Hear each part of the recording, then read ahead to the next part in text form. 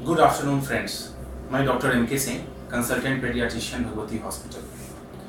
आज हम चर्चा करेंगे वैक्सीनेशन और उसके साइड इफ़ेक्ट्स के बारे में। दोस्तों, वैक्सीनेशंस दो तरह के होते हैं।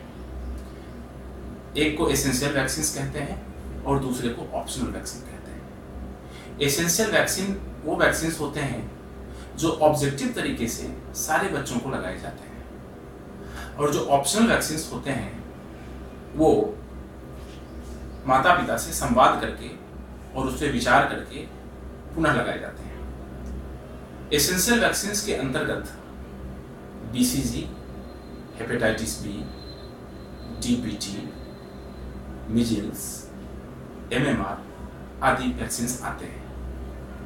और ऑप्शनल वैक्सीन के अंतर्गत chicken pox, pneumococcal, meningococcal, rotavirus, influenza इत्यादि आते हैं।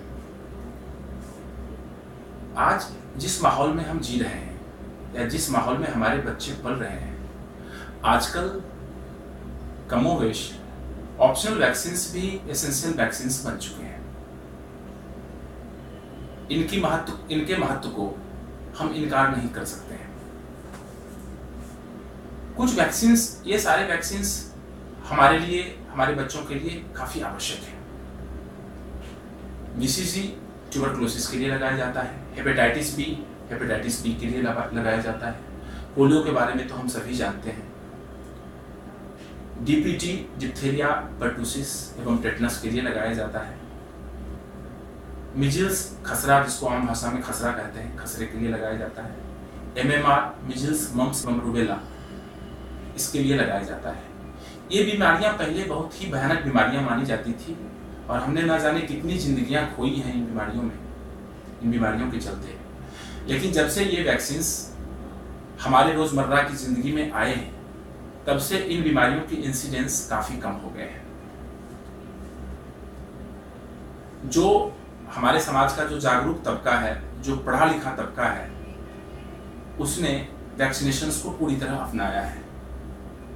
परंतु अभी भी एक बहुत बड़ा वर्ग है जो वैक्सीनेशन से वंचित है और उसके बच्चे सफर कर रहे हैं। तो ये हम सभी लोगों की नैतिक जिम्मेदारी है, खास करके डॉक्टरों की, अस्पतालों की एवं स्वास्थ्य से जुड़े हुए हर उस व्यक्ति की, कि वैक्सीनेशन के बारे में अवेयरनेस समाज में वो फैलाए, लोगों को इसके बारे में जागरूक बनाए।